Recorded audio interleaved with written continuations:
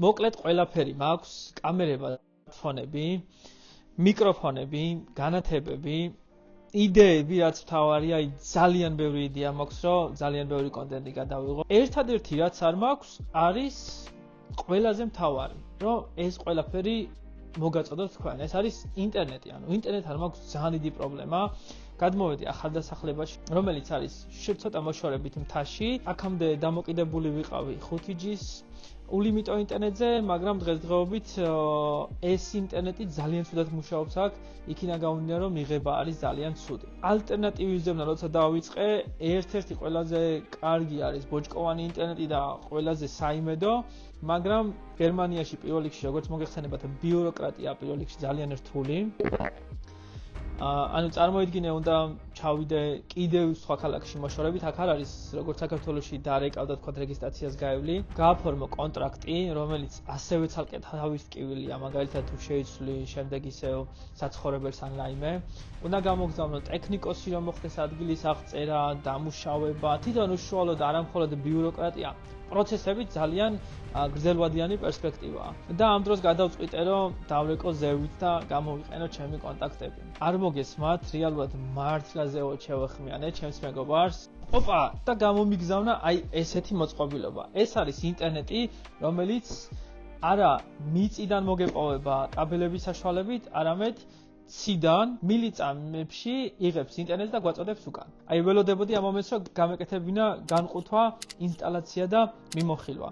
წინა ვიდეოც კი, რომელიც Mercedes-Benz-ის მუზეუმში გადავიღე და დავდე, აი 3 საათი ვტვირთავდი, რეალურად 3-ზე მეტი კიდე 4 საათი. ადგილზე იყო ეს ყველაფერი მოსული, მაგრამ არ დავაინსტალირე, იქიდან გამომდინარე, რომ მინდოდა რომ თქვენთან ერთად გადამეყო. გადავინაცვლოთ შემდეგ ოთახში. იდეაში ეს გახსნილი იყო. ეს არის მიმღები Wi-Fi-ის ექსპენდერი თავისი ლამაზი ფეხით, რომელიც დგება აი ასე. იდეაში მოწესრიგებული ლამაზი ყუთია, ესეც ლავიცი, ანუ Starlink-ის. რამდენ ვწვალობ ეხა და 17 ნახვა რო ექნება, წარმოიდგინე რა მაგრად ეხავს რა. ანუ მძიმეა რა, გინდა არ გინდა, მაინც მძიმეა რა, კაი წონა აქ რა. და ეხლა განყუთვა in action.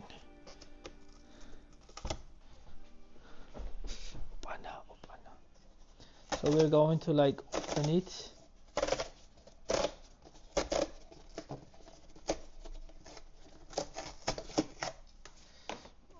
რამდენი ნაგავი მე საწავი. ნახე უკვე აქ დამისვარე.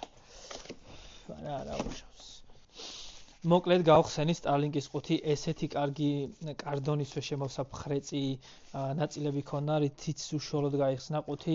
აი მაგალითად პატარა ყუთს, აი აქ მოყვება პატარა პლასტიკი, ანუ მოგეხსენებათ გერმანიაში ძალიან დიდი მნიშვნელობა ენიჭება უშუალოდ ნარჩენების დახარისხებას. ნუ დავარქმევთ ამას ნაგავს, მაგრამ დავარქმევთ ნარჩენების დახარისხებას. შესაბამისად, ახლა მე ეს ნარჩენი უნდა მოვაძრო ნებისმიერ შემთხვევაში და გავუშვა სხვა მიმართულები და კარდონის ყუთი გავუშვა მწვანე მიულში.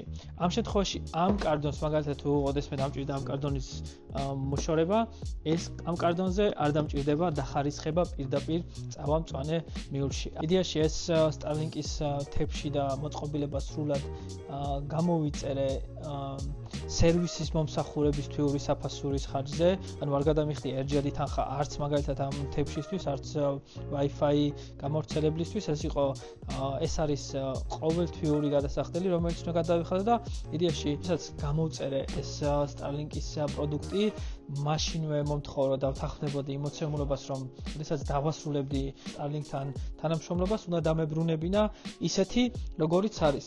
აქედან გამომდინარე, ანუ თითქოს კი არა, ანუ გამოყენებული არის უკვე Starlink-ის რაუტერი, ანუ დანარტყამია რა, შემიძლია ვთქვა, რომ დანარტყამია რა, ანუ აი იდეაში იდეალური ახალი დივაისი არ მოვიდა რა.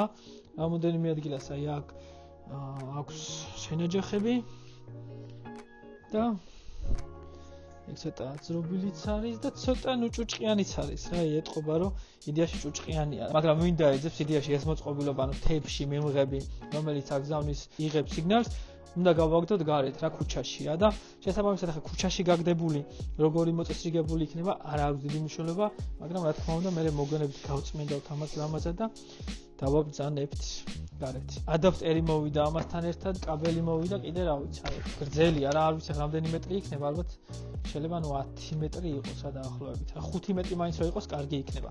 ანუ რა მოვიდა ამ შემთხვევაში, ეს არის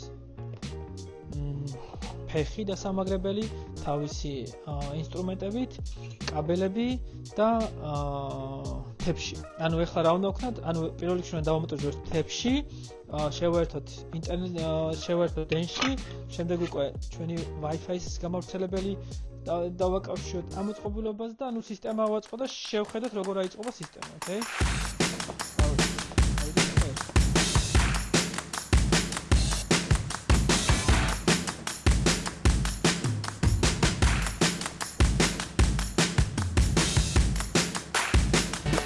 პირველ რიგში აი აქ გვიწერს რომ უნდა დავაკავშიროთ ინტერნეტთან. ანუ ორი მოცემული, ორი კაბელი ის შესაერთებელი აქვს. ერთი მარცხნივ, მეორე მარჯვნივ და გვეუბნება რომ მარცხნივ არ შეაერთოთ. ავიღოთ კაბელი. საინტერესო ფხრიცია. ერთი ფხრიცი, მეორე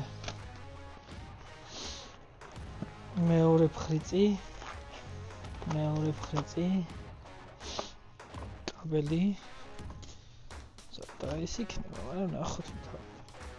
გახსენი რა ნორმალურად ეხლა ამას მართლა ვერ გადავახვევ რა. ანუ ბევრ მომენტში არის რომ უბრალოდ თავიდან ჩავთავ ხოლმე კამერას და რაღაც მომენტებს თავიდან გავდივარ. ეხლა აი ამ მომენტს რადგან არ გინდა დამიშლეს და სულ ძალიან ცუდი კადრი გამოვიდეს, ფიზიკურად ვერ შევცვლი. ეხლა ჯერ ამის გახსნა თქვი, მე ამის აკეცა და მე თავიდან გაშა და კიდე რო არ გამოვიდეს კადრი.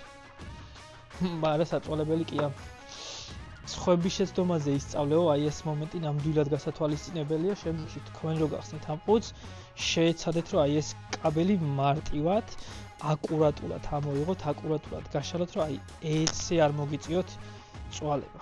ოკეი? ახლა მე მაგალითად იქ თუ წავედი 2 მეტრაზე, გავზომავდი კიდევაც, მაგრამ თვალის ზომით როგორც გითხარით, 10 მეტრა კაბელი მგონია რომ არის. შევაერთოთ ეს კაბელი აქ. მარტივად აი შევაერთოთ აი ეს კომპლიტ შევაერთოთ პლაგინების და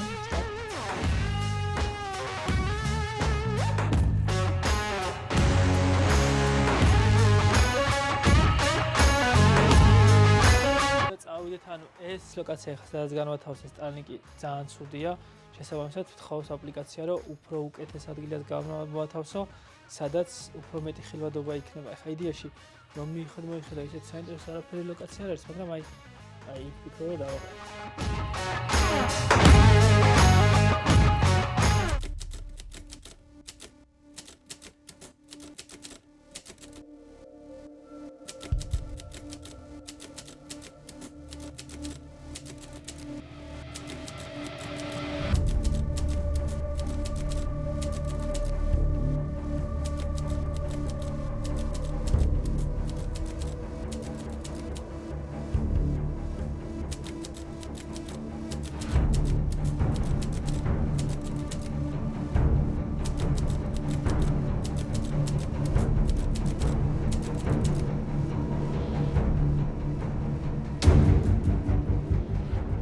ჩემი ინტერნეტი უკვე ზეციდან მოდის, Starlink-ის თეფში დავაყენე აი იქ და ეხლა ერთად გავტესტოთ.